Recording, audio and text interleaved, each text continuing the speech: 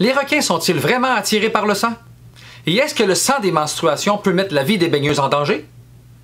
Ce sont les questions auxquelles nous répondrons aujourd'hui. Check it out!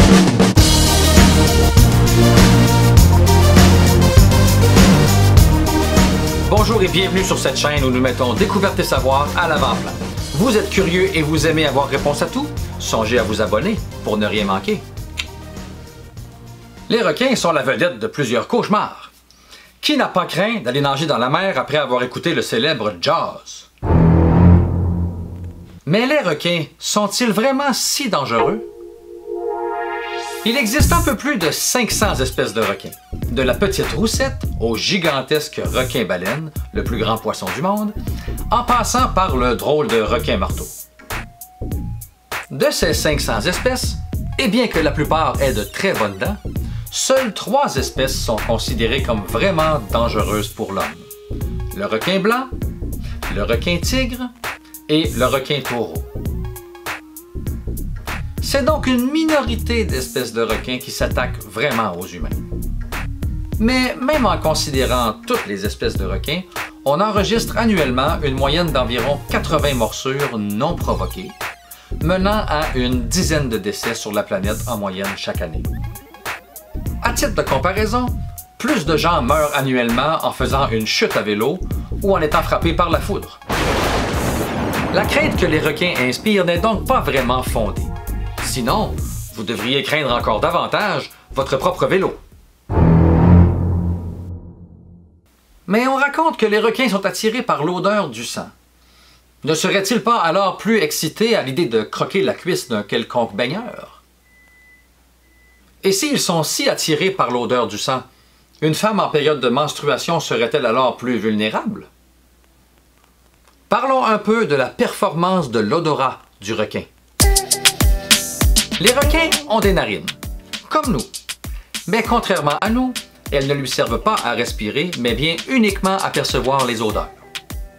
Les molécules odorantes pénètrent dans les narines de l'animal et, dépendamment du délai de perception entre les deux narines, le requin peut sentir la provenance de l'odeur. Un peu comme nous le faisons pour les sons.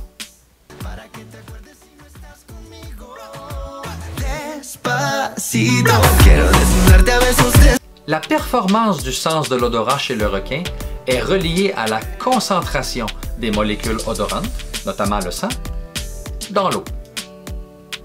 Plus la concentration de l'odeur est élevée, plus il est facile pour l'animal de percevoir l'odeur. À l'inverse, plus la concentration de l'odeur est faible, plus il faut avoir un sens de l'odorat très performant pour la percevoir. La performance de l'odorat du requin relève donc de la concentration du sang dans l'eau. Les espèces de requins pour lesquelles nous avons évalué la performance ont obtenu des résultats très variés. Mais la plupart des recherches placent le seuil de détection dans l'ordre de 1 ppm à 1 ppb. Mais qu'est-ce que ça signifie? À la piscine. Tous sont familiers avec les pourcentages. 1% signifie une partie sur un ensemble de 100. Le ppm, quant à lui, est la fraction représentant le millionième. Donc, 1 ppm signifie une partie par million. De même, 1 ppb, de l'anglais parts per billion, représente une partie par milliard. Dans l'exemple qui nous intéresse, 1 ppm signifie une part de sang dans 1 million de parts d'eau de mer. La piscine derrière moi contient 40 000 litres d'eau. Pour obtenir une concentration de 1 ppm, je devrais y verser 40 ml de sang. Suite à l'ajout de sang, un requin nageant dans cette piscine percevrait l'odeur du sang. Tout un nez! Le requin est attiré par l'odeur du sang. Soit. Mais qu'en est-il du goût du sang humain chez le requin? La plupart des attaques non provoquées consistent en une morsure et un retrait immédiat. Bien que les dommages causés par la morsure soient substantiels, la plupart des victimes n'en succombent pas. Ce qui nous porte à croire que les requins n'aiment pas vraiment la chair humaine et mordent plutôt par curiosité.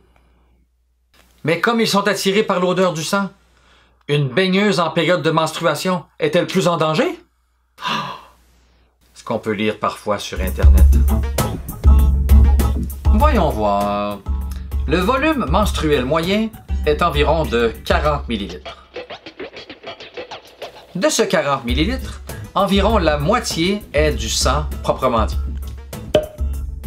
L'autre moitié est un mélange de mucus, sécrétions et tissus provenant de l'endomètre. Nous nous retrouvons donc avec un volume sanguin moyen réel de 20 ml. Mais ce volume est lentement déversé hors du corps sur une période de 2 à 7 jours.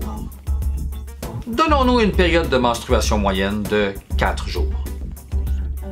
Ainsi, notre 20 ml de sang menstruel devient 5 ml de sang quotidien.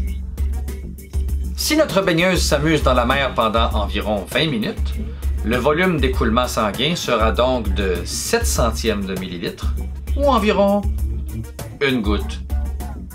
Mais la plupart des femmes portent des protections hygiéniques qui empêchent le flux menstruel de passer à l'extérieur. Alors, pendant sa baignade, notre baigneuse déversera une goutte de sang dans une protection hygiénique et rien ne passera dans l'eau. En supposant que la femme se baigne nue et sans protection, une goutte de sang déversée dans l'eau ne serait pas suffisante pour attirer une armada de requins.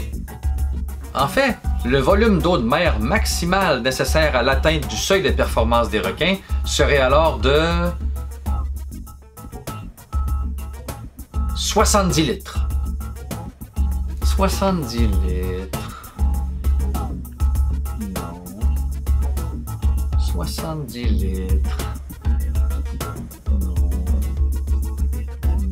Non plus. Non.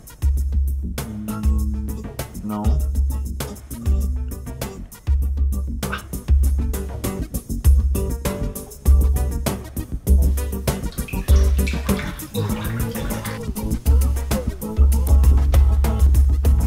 Je crois que la mer est légèrement plus vaste. Alors, mesdames, n'ayez crainte. La plupart des requins ne mordent pas les humains. Ceux qui le font à l'occasion n'aiment pas ce qu'ils goûtent. Et bien que leur odorat soit très performant, aucun requin ne peut percevoir une goutte de sang qui ne se rend jamais dans l'eau. Vous avez appris quelque chose? Songez à vous abonner pour ne rien manquer. Et sur ce, je vous dis à la prochaine.